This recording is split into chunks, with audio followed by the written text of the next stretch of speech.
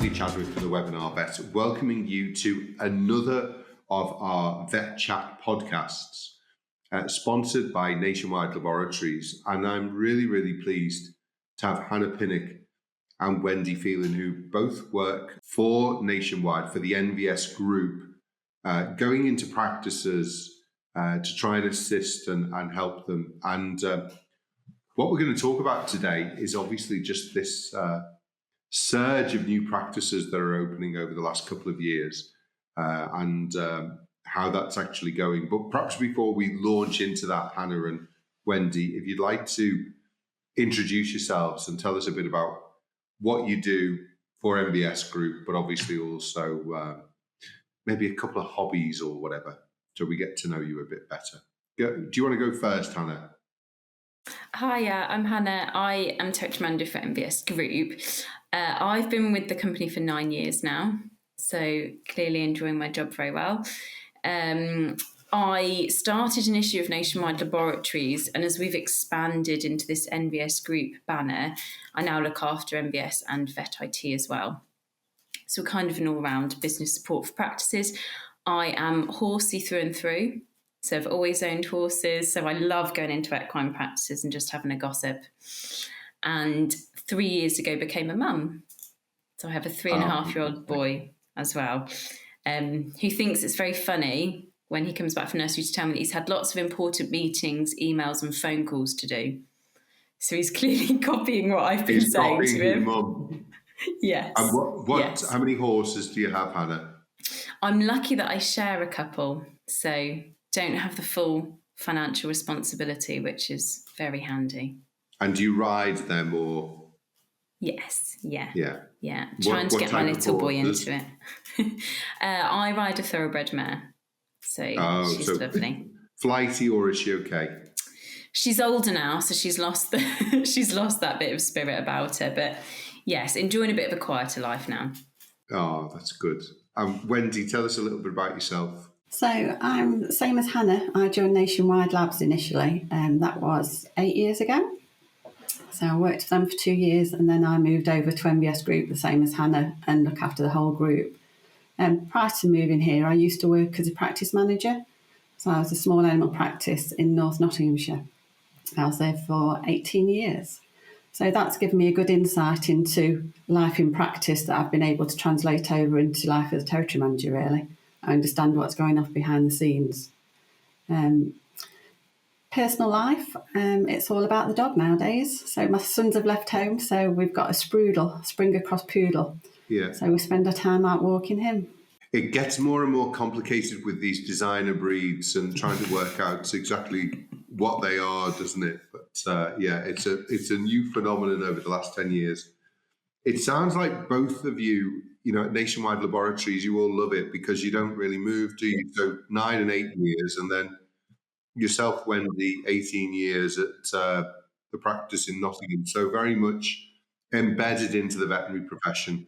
Yeah, it's across the whole of NVS Group. We've all been here, it seems like, forever, which is really lovely. It's just a familiar face, isn't it, for the practice, and also internally as well. You know who you're working with day to day. Yeah, it's really important. You talk to some practices, and obviously churn can be really high, and that's obviously often linked with culture. If the business owner, leader isn't creating a positive culture, it can very quickly become toxic and negative, can't it? Yeah, definitely. Obviously, we've seen this surge of new practices opening. Why do you think that's happening? Perhaps Wendy, going with that one first. I think there's been a big pull. I mean, the industry is it's busy. It's really busy, isn't it, at the moment? Everybody's busy. And I think the vets are just seeing that they want to make their own story nowadays. They want to be able to make their own decisions and run the practice that they see, their own vision. And I think there's more opportunity to do that nowadays than what there used to be. I suppose years ago, you used to be able to buy into a partnership.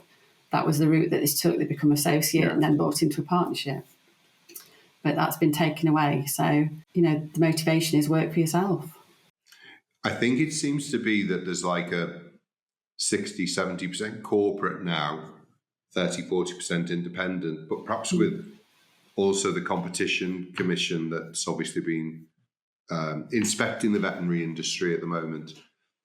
Perhaps that's also encouraging the newer practices, the startups, to open up as well. Yeah, we've definitely. seen. We were talking about this the other day. We've seen a real growing trend as well of these ambulatory startup practices. Yeah. So there's kind of twofold. I think one is that it keeps the costs down. If they want to start up their own practice in the area, that they'll obviously have a base, either their house or an office, but without the actual physical practice, keeps the costs low to start with. And we've seen some that have, I've seen a couple that have adapted an ambulance to be suitable for animals, which is really cool. Yeah. They often go on to open a practice sort of a year or two later. And then you've also got, in the big cities like London, we've got real difficulties with travel and parking. Often there isn't any parking at the practice. Yes. So if the vets can go to the client, or just those clients that are less mobile and they can't make special arrangements, and they don't want to compromise on the care, it's lovely that you've got all these ambulatories where the vet can go to them.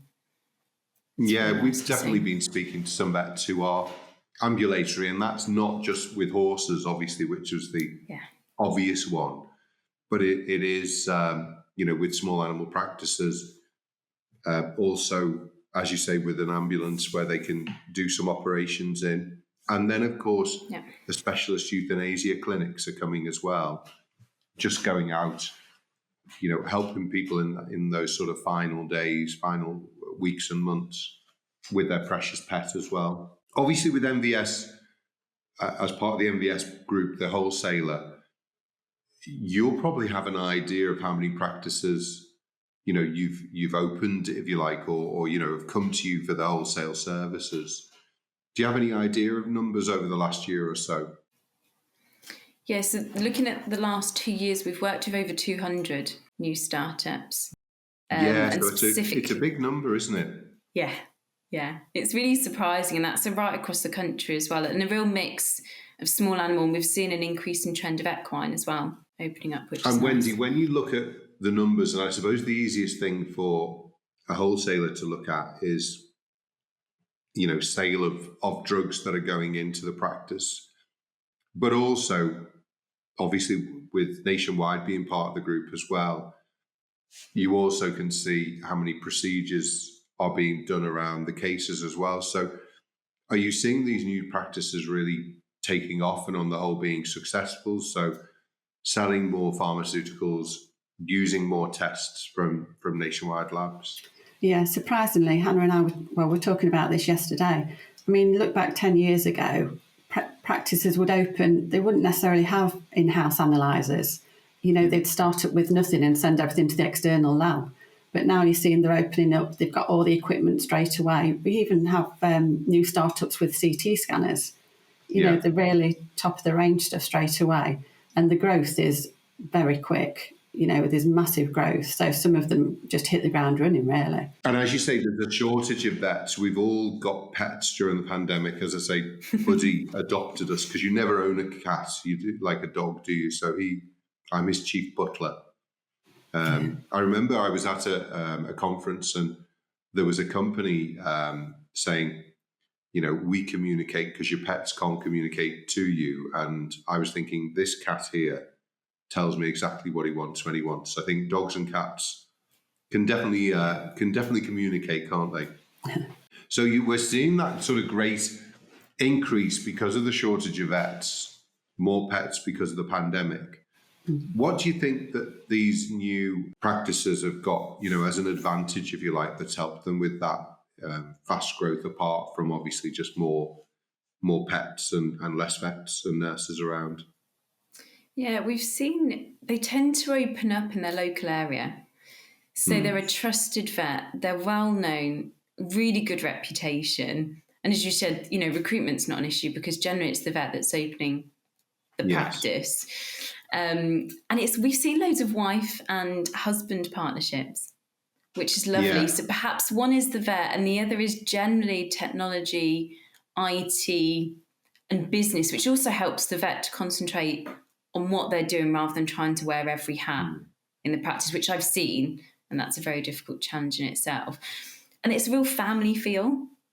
And the clients warm to that. I've got one practice that opened last year, and the practice is named after their family dogs. Oh, that's lovely. And it's in the marketing, and it just gives them such a warm feeling, and clients are really driven. And then you also get really good organic growth because they're very happy to recommend that practice to their friends and family. We often see they don't generally market. They don't have to do leaflet drops anymore. They've got probably hundreds of clients in the database before the practice is even built. Yeah. It's really amazing. I mean, social media is massive with that, isn't it?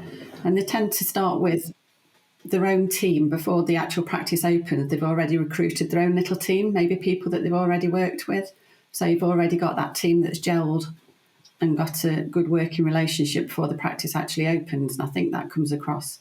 So again, a nice friendly culture, because I think if the senior team are good to the vets and nurses or the receptionists that they're working with, then obviously they will be nice with the clients, which is how things grow, don't they? Yeah, and being involved from day one, the whole team can have some input into how they want the practice to work. From the receptionist to the nurse to the vets, they can all make a difference from day one. So they're all more invested in making it successful. And of course, having trusted partners like yourselves, again, they'll know you presumably from other practices they've worked in. And it's having that full suite that you have. You obviously have the wholesaler side. With Nationwide Labs, you have the, all of the pathology testing and things that you can do. And then with Vet IT, you've got the ability to help them with their IT requirements. Every practice now needs a computer to open up. I'm presuming nobody's still using paper and pen. Oh, I still have at least one. Yeah. Oh, do you? You'd be surprised, yeah.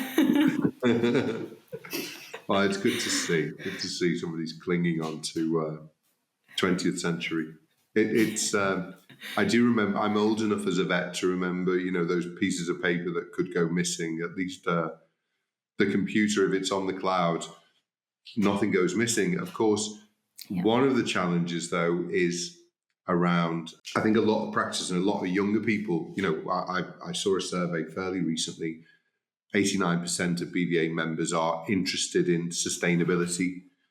And I've just done a course with Cambridge University on circularity. And it was fascinating to see, also how much the cloud is taking electricity. And then also, the amount of e-waste that we produce with our old phones, our old iPads, computers in the practice. Are you seeing practices as you're going around them are beginning to think more and more about sustainability, but perhaps just struggling to know how to start? Yeah, I think it depends on levels. Certainly with the new startup practices, it's on their mind from day one. And they have this great opportunity of building a new practice, just like we've done at MVS with our new warehouse. And there's certain things you can do. You can add to the solar panels. You can think about being more paperless. So a lot of new startups, very technology driven, everything's integrated. Things like your recycling, they will have set up. We offer cardboard and plastic recycling at MVS. And also with the suppliers they pick. So it's not necessarily bits that they can be doing in practice themselves, but the suppliers they work with, how are those samples collected? How are they processed? Even the products you're buying, are they in recycled packaging? Can you recycle it? Is stuff made in the UK? Air miles, everything like that. They're interested. It's just more, I think, still at early stages of sharing all of our knowledge. So the likes of myself and Wendy and our team is saying what we've seen other practices do successfully and implement, that we can just share and guide other practices to do similar, or the materials that we find. I've listened to some of your podcasts and Filter Sustainability. It's sharing those links as well with practices to do their own research. And I think this is the key. It's working with businesses that you see are already starting to take steps on this, because it's such a critical decade that we're in. So recycling of cardboard, of plastic, creating a circular closed loop rather than it's a create, use, and then throw away. It can come back and be used again is, I think, so important. How have you found people have picked you and the various providers, so their computers, obviously their laboratories and their wholesaler. Is that a process whereby, how do you find out somebody's opening up? Do they contact you? Do you contact them? How do they get in touch with you to be able to then look at the services? And do you find that some practices are, wanting to take all of your services because they see it as integrated? It's quite varied. I mean, we do get people approaching us mainly through NVS because that's a well-known brand. And then we can talk about the whole group. We get to talk to people at congresses, through friends of friend referrals. We can be talking to people that are looking at setting up practice. They can be talking to us 2 years before they're actually building the practice. It's getting those conversations going in the early days, so they're aware of all the different services that we offer and the knowledge that we've got, basically, that we can share with them. And this is, I think, one of the advantages you've got. It's a really one-stop shop, isn't it? If you're offering the wholesale, the laboratory, the computers, there's a really broad spectrum of services that you've got there. Yeah, I think sometimes people tend to go with what they've used before, just familiarity. I can't say the word. But, it's up to us to open their eyes and let them know what else there is out there. They might have in-house analyzers from one laboratory, but then they can look at nationwide laboratories for their external labs. We've got such good support there with the pathologists that they actually love the job. They love talking about what they're doing. So there can be personal support there at the end of the phone, which for a new startup is, a really good opportunity. And I think it is that level of support that Nationwide could give. We've obviously done previous podcasts chatting to the PATH team. Having that link with your pathologist is so important, because a clinician pathology team working together is so much more powerful than if it's a report that comes in and you're not spending time speaking to your pathologist. From both ways, it can help the pathologist, but it also can very much help the clinician as well. How can people who are maybe listening to this podcast get in contact to discuss things? Is that something you would go out to see them, or is it initial Zoom meeting? How do you sort of start that process with people who connect with you? It's really tailored and varied. It also depends on the person. I think we've seen a lot of, I say younger generation, I suppose somewhere I'm in that mix, but we've got some that might want to do WhatsApp or text, and that's fine. A phone call, we try and keep up with the trends, but we find a lot of practices that are thinking of starting up. They're probably still in practice in a job. As Wendy said, we're probably looking a couple of years down the line, or they're locuming. So it might just be that we need to do a Teams meeting late in the evening once they finish their day job, and that works well for us. Our preference is face-to-face. You start building that ongoing relationship a bit easier. And just, have a general discussion and see what we can do, but however works best for them. It might be at a congress. New Practice Academy at London Vet Show did that. It's been a really useful tool for us to get in contact with these people early days. Obviously, it may sound a bit contradictory, having started a lot of the sort of online training with Webinar Vet in 2010, but actually a face-to-face meeting is so important, and actually sharing a coffee or something to eat and developing that relationship, understanding, for example, you have horses, etc., how family are doing. That really helps. Once you like and trust somebody, you're much more likely to buy from them. The relationship is stronger, isn't it, than Zoom? Are you finding, though, that perhaps the younger generation are also a bit more reluctant to meet face-to-face, albeit if they're vets, presumably they're doing face-to-face consults every day, or is that not as much of a problem? I don't think that's a problem. I think, like Hannah said, it depends on their availability, if they're still working in another practice or the locum. But we're very flexible with what times we can meet people and how we meet people. And like you say, it's looking to build that long-term relationships. We've had people that we've set up in practice sort of 8 years down the line. We've seen them get married. We've seen them have children. We've got that full relationship with them, which is lovely to see. And I think it's also important, obviously the new practice comes on board, and as you say, it's 8 years down the line. It's so important to continue that relationship with your wholesaler, particularly. Things like stock control can be a massive area, can't it? If you don't get that right, you can make massive losses, and being more efficient with that, maybe ordering twice a week, is also good for the environment as well, isn't it? So having that continual sort of chat with them is also important to help them to develop and to learn from you, who are obviously experts in things like stock control and things. Yeah, we do ongoing business reviews. I think, and it does depend what the practice is doing, how busy they are, especially these new startups. They don't have a minute to breathe. They really are busy from day one. Sometimes perhaps need to take a step back and do some of this business work earlier on. But yeah, stock control support, me and Wendy have both seemed to have fallen into that one a bit. But it's an area that we enjoy, and we can guide them through the process. Just ongoing support. They might be looking at, changing a supplier, a new bit of equipment. If they want to go back, to basics. So I think one of the challenges we find with these new startups is they don't necessarily have the business background. Yeah.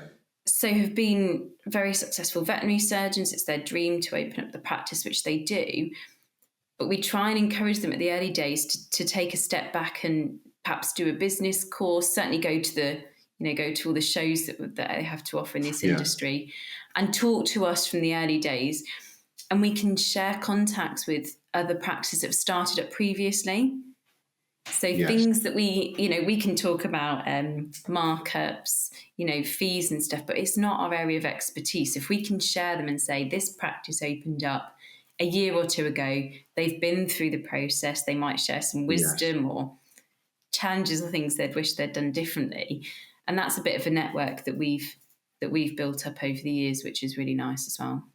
What would you, maybe final thoughts be just on Nationwide Labs particularly, going around the various practices, maybe 6 to 12 months down the road? What do they see, having chosen Nationwide Labs? What's kind of set them apart, and what kind of comments do you get about Nationwide as their laboratory? I think a lot of it is ease of use and support. So, I mean, we collect the lab samples from them. They get the results. We integrate with the majority of the practice management systems, so the results can go direct into the patient's records. They've got the pathologist at the end of a phone line, so they've got that personal support if it's needed. It's just a whole wraparound service. They've got us there on the road as territory managers that are back up for questions, but they've also got an account manager internally at Nationwide Labs that's there to answer the phone. So basically they've got a whole team looking after them. And looking at particularly the collection of samples, is that often the MVS truck that's coming in with the wholesale? Will that take the samples, or is it separate? No, we do a separate evening collection from a lockbox. So it is still the MVS fleet, but it's different to the wholesale delivery driver. Right. And in the evening, that's really useful because it means presumably they're being processed overnight, so you get an early morning result the next day. Yeah, it's just like Wendy said, it's the integration. We're finding that a lot of practices are quite tech driven, especially startups. They've got a great opportunity to build their protocol and processes around the technology, and having it integrated. So we've got really easy system to book your courier. All the even things looking at your price file being integrated, or your lab freeze. It's overlooked, but it takes hours. Me and Wendy have both been there and done that. It takes a long time to put a couple of 100 tests in your PMS. To being able to just pull that down off the system and print off your report, and then, as Wendy said, have it integrated. And some of the CPD, obviously, some of our pathology team, like you said, have done some webinars and podcasts and articles. It's their ongoing support, I think, that really makes a difference. And I suppose if I can ask a question about the startups, the age of the vet or the nurse starting up, presumably late 20s, early 30s is that the majority, or are they older, or what would you say was the demographic? I'd say in the north it's a real mixture. So I've got people, I'd say probably 30s is average, but then I've still got higher age groups that are still starting now. So there's still hope for me, Wendy. Oh, yeah, you've got time yet, Anthony. As long as it's north, I'll look after you. Well, I'm definitely in the north. I think also maybe with those sort of younger people, you know, in the 30s, if you look, they were born probably the millennium time, or, you know, just into the 90s, the mid 90s. They're going to be a lot more data natives, aren't they? They're going to be a lot more digitally native and much more familiar with technology. And I think it's been really interesting from what was probably quite a conservative profession. You know, again, when I set up Webinar Vet, I'd gone out of the veterinary profession to see what was happening in the internet profession, heard about webinars and brought that back.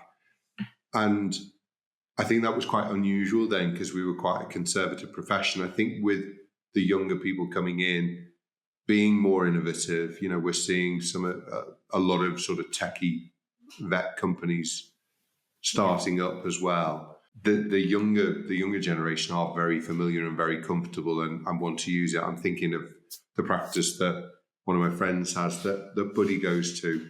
You know, they have the ability to make appointments online, you know, pay for your medications before you go and pick them up. All of that sort of stuff is it makes life easier for the practice, but it's also what the consumer, the client wants nowadays, isn't it? That ease of going in and out, not having to wait, pay and pick up the product and go. Yeah, I've actually got a friend that I went to university with and did my veterinary degree that is opened their practice this year. Yeah. Which made me a bit scared thinking how long ago since I graduated. But it's lovely. One of the things that me and Wendy were discussing quite recently about, there's a slight swing, as Wendy mentioned earlier, of more in-house analyzers for new startups. The type of tests we're seeing externally has developed. So you're finding less profiles and probably more complex cases, which are the ones that you need that more pathology support. Or even the laboratory techs, they play a very underrated role in what we do and their support. And perhaps as well, thinking about recruitment, when you've got new graduates coming into your team, they're the ones that might need the pathology support more. Yeah. Have slightly less experience. So that's also, we talk about that a lot in terms of, you know, what they need to look for in picking an external laboratory provider is what support you're going to get for yourself, but also your other members of the team too.